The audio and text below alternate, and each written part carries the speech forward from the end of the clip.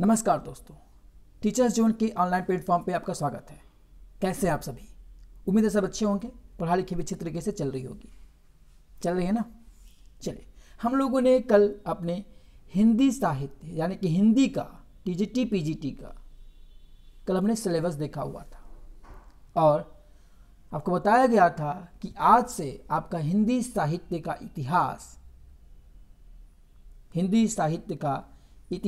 का क्लास शुरू हो जाएगा। हिंदी साहित्य का इतिहास में हम लोग शुरुआत जो करेंगे वो इतिहास से करेंगे। कल आपको सिलेबस में बताया गया था कि जो हिंदी पढ़ेंगे आप, तो हिंदी में आपका साहित्य, आपका व्याकरण, आपका काव्यशास्त्र, आपका भाषा विज्ञान, संस्कृत साहित्य और संस्कृत व्याकरण चलेगा। ठीक है, आपको ये पता ही होगा। चलिए, तो शुरुआत करते हैं हम इतिहास से। इतिहास जो है वो 3 शब्दों से मिलकर बना हुआ है संस्कृत के। कौन कौन से? इति प्लस ह प्लस आस। इति मतलब ऐसा, ह मतलब निश्चित और आस मतलब हुआ है या घटित हुआ है। आस मतलब हुआ है या घटित हुआ है। तो इतिहास मतलब क्या होगा? ऐसा निश्चित घटित हुआ है। अच्छा, एक चीज, आप लोग पेन और कॉपी लेकर ही बैठेंगे, क्योंकि किसी भी एग्जाम के लिए उनका क्लास नोट ही सबसे महत्वपूर्ण होता है। कभी कभी बातों बातों में ऐसी चीज़ें निकल जाती हैं मुँह से जो आपके एग्ज़ाम के लिए हो जाती हैं, एग्ज़ाम में आ जाता है कभी कभी। ठीक है, जैसे जो हिंदी भाषा है वो फारसी शब्द से आया है। ठीक है, फारसी शब्द से आया है। ठीक, चलिए आगे बढ़ते हैं। तो इतिहास कौन जाना, इतिहास क्या होता है? ऐसा निश्चित हुआ है। अब इतिहास के बारे में जरा बात करते हैं। तो इतिहास के जनक को देखते हैं। इतिहास के जनक को 2 परिप्रेक्ष्य देखेंगे इसके, विश्व के इतिहास में और भारत के इतिहास में। तो विश्व के इतिहास में नाम आता है हेरोडोटस का, जिन्हें इतिहास का पिता कहा जाता है, जनक कहा जाता है।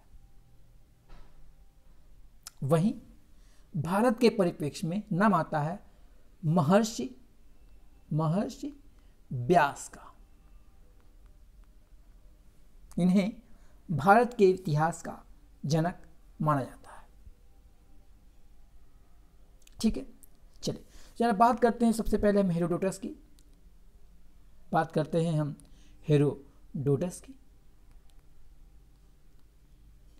तो इन्होंने अपनी पुस्तक जो थी इनकी हिस्टोरिका इनकी पुस्तक रही। ठीक है, इन्होंने उसमें क्या लिखा है कि सत्य घटनाओं का क्रमबद्ध अध्ययन इतिहास है। क्रमबद्ध अध्ययन क्या है? इतिहास है। सत्य घटनाओं का क्रमबद्ध अध्ययन इतिहास है। ठीक है, ये बात हो गई हेरोडोटस की। अब बात करते हैं महर्षि व्यास की। महर्षि व्यास की बात हम करते हैं। तो भारत में इतिहास के जनक महर्षि व्यास माने जाते हैं। के जनक महर्षि व्यास माने जाते हैं।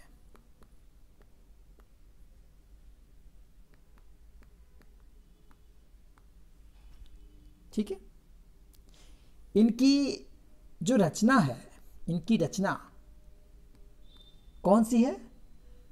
महाभारत। इनकी जो रचना है महाभारत, वो प्राचीनतम रचना है, प्राचीनतम रचना है।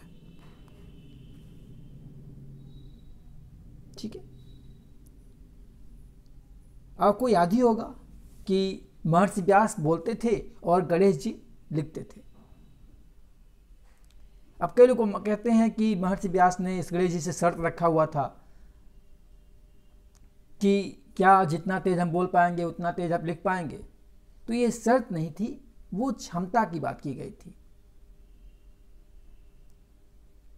क्योंकि कभी कभी ऐसा होता है कि हम कोई चीज़ बोलते हैं, दोबारा बोलते हैं तो दूसरे जैसा बोल देते हैं, एक जैसा कभी नहीं निकलता है।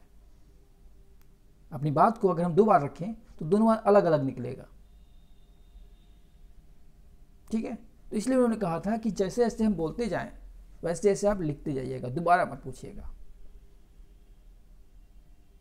तो क्षमता की बात की गई थी वो, और उसी क्षमता के लिए जब गणेश जी का पेन टूट गया तो गणेश जी ने उस क्रमबद्धता को न तोड़ने के लिए गणेश जी ने अपने दांत तोड़ लिए थे, और दांत तोड़ के ही लिखना शुरू कर दिया, उसी से लिखना शुरू कर दिया था।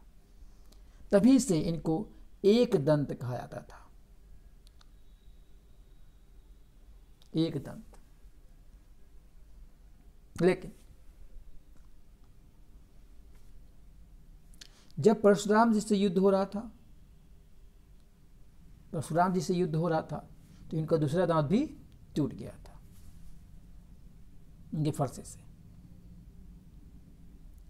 चलिए, तो महर्षि व्यास ने इतिहास के संदर्भ में क्या कहा था या देख लेते हैं। तो व्यास जी ने कहा था, धर्मार्थ काम मोक्षेषु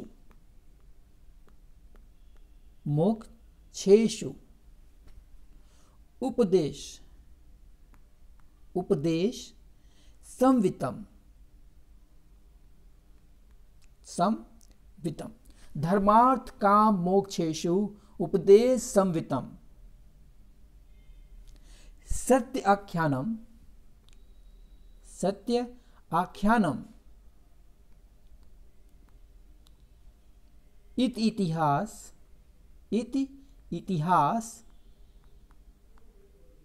मुच्यते। इतिहास मुच्यते अर्थात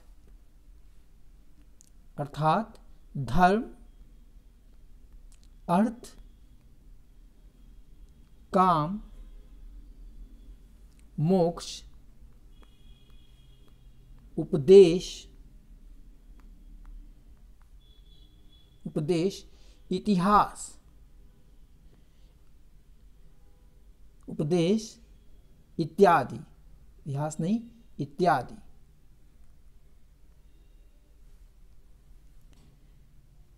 का समन्वीकरण या समन्वित होना या समन्वित करके, सबको इकट्ठे करके,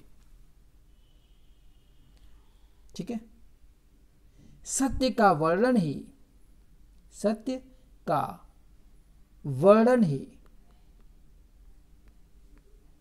इतिहास कहलाता है। इतिहास कहलाता है। ये कहाँ मिलेगा आपको? ढूंढते रह जाएंगे पूरे इतिहास की किताब में, हिंदी की किताब में नहीं मिलने वाला। ये आपको महाभारत में मिलेगा। ठीक है, ये जो कविता है, जो भी ये है, वो आपको कहाँ मिलेगा? वो आपको महाभारत में मिलेगा। चलिए, जरा देख लेते हैं हम अगले हमारे जो विद्वान हैं, कार्लाइल। इन्होंने क्या कहा है इतिहास के बारे में? इन्होंने कहा है इतिहास एक ऐसा दर्शन है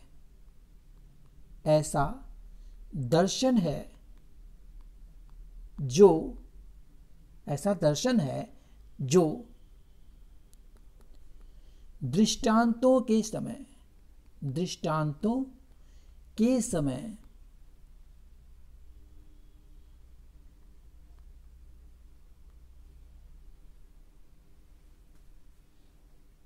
सत्य का वर्णन करते हैं।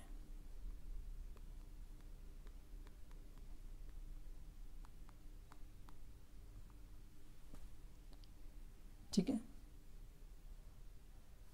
सत्य का वर्णन करते हैं। यहां समय न रख के यहां माध्यम करेंगे, दृष्टांतों के माध्यम से सत्य का वर्णन करते हैं। ठीक है, सत्य का वर्णन मतलब क्या कर सकते हैं? शिक्षा देते हैं। जो इतिहास देखे रहते हैं वो हमें क्या करते हैं? सत्य का वर्णन कराते हुए शिक्षा देते हैं। चलिए देख लेते हैं कुछ हिंदी हमारे जो कवि हैं उनके द्वारा, हमारे जो हिंदी साहित्यकार हैं उनके द्वारा क्या कहा गया है। तो सबसे बात करते हैं पहले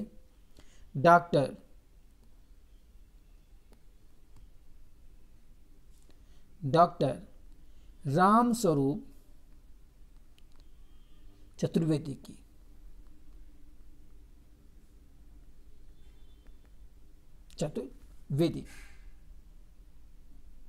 चलिए इन्होंने क्या कहा है? कवि के कार्यों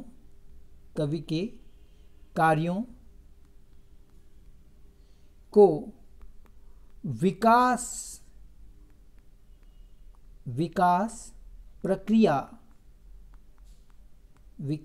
प्रक्रिया में न्यायोचित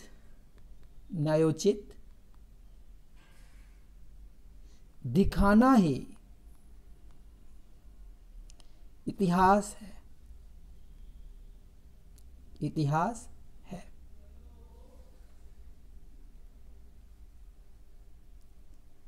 कवि का कार्य क्या होता है? लेखन, रचना करना। तो कवि के लेखन के कार्यों कह सकते हैं को विकास प्रक्रिया में, यानी कि उनका लगातार विकास होता रहे। न्यायोचित मतलब होता है अन्याय न किया जाए, उनके साथ अन्याय न किया जाए। जैसे उन्होंने लिखा है, जो क्रम रहा है उसी क्रम में दिखाया जाए। ठीक है, न्यायोचित दिखाना ही क्या कहलाता है? इतिहास कहलाता है। इन्होंने अपने हिंदी साहित्य की बात की है। चलिए डॉक्टर नागेंद्र ने क्या कहा है? इन्होंने बताया है कि साहित्य, इसको बिठा लेते हैं, क्या बोला इन्होंने? साहित्य इतिहास की बदलती हुई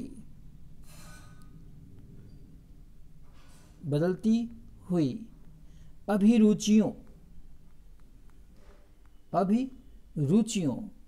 और संवेदनाओं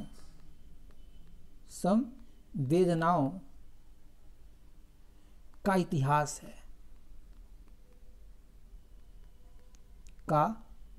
है। साहित्य इतिहास की बदलती हुई अभिरुचियों, यानी कि जो रुचियां हैं वो क्या होती हैं? समय समय पर बदलती रहती हैं और संवेदनाएं भी बदलती रहती हैं। इतिहास है। ठीक है, इसका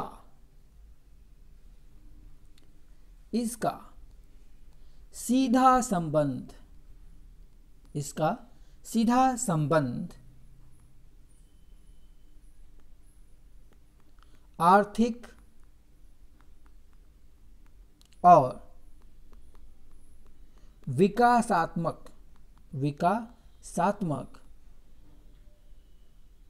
आर्थिक और विकासात्मक चिंतन से है,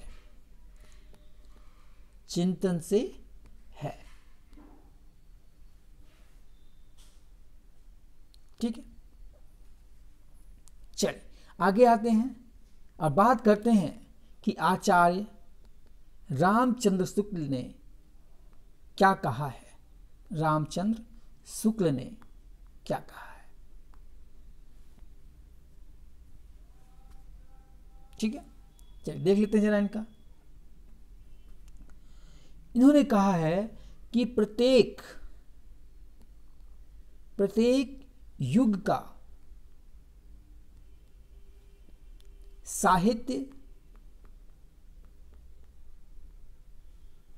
वहां के जनता की चित्तवृत्ति का संचय न करके संचित प्रतिबिंब होता है। संचित प्रतिबिंब होता है। प्रतिबिंब यानी कि शीशा जो प्रतिबिंबित करता है, उन्हें बताता है कि आप कैसे हो जनता को देख के। चित्तवृत्ति मतलब जो उन्होंने देखा है, जनता ने जो देखा है और जो संजोए रखा है, उसको देखना ही क्या होता है, अपने आप को देखना ही क्या होता है, इतिहास कहलाता है। ये केवल यही खत्म नहीं होता, और भी है इसके आगे रामचंद्र शुक्ल का, ठीक है। यह चित्तवृत्ति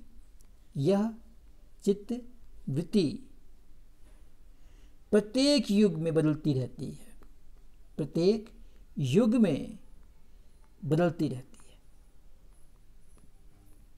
अब जैसे जो लोगों की सोच होती है वो क्या होती है, समय समय पर बदलती रहती है। तो चित्तवृत्ति में क्या होगा, सोच में क्या होगा, दृष्टिकोण में क्या होगा, बदलाव आना है। जब बदलाव आएगा तो जो उनके मन में कल्पनाएं उठेंगी वो भी क्या होंगी, बदलती रहेंगी, ठीक है। चलिए आगे आते हैं। तो बदलती हुई चित्तवृत्ति का साहित्य ही जो सामंजस्य के साथ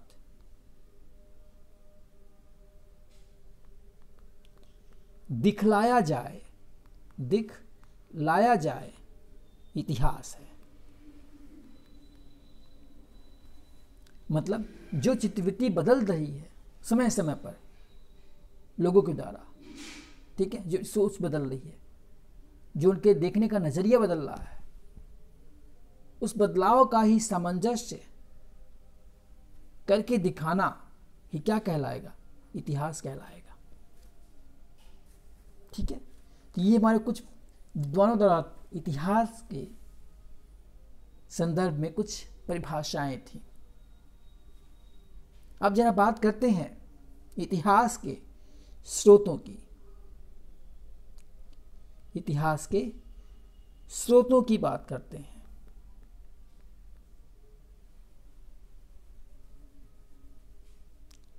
ठीक है, इतिहास के स्रोत।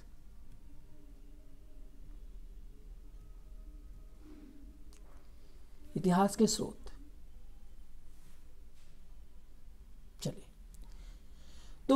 डॉक्टर रामकुमार वर्मा ने, डॉक्टर